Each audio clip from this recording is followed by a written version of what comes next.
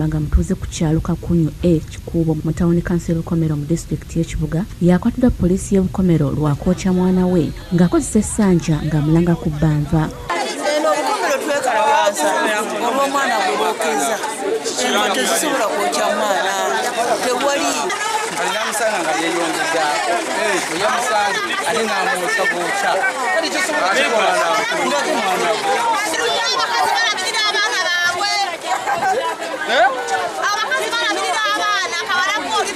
wano baagadde okutwalira amateeka mu ngalo nga poliisi nayo kyekoze kwe kumugyawo n'emutwala ku poliisi y'Ekibuga.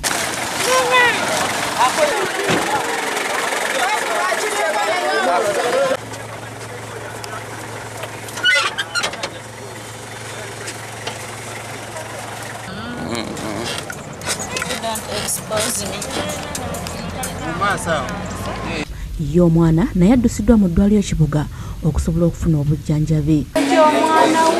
Yo poliisi y'e Bukomero eganya okubaako n'ekyeyogera ku nsonga zino. Ssemugabi yakusakidde eggulire lino ku Bukedde TV1.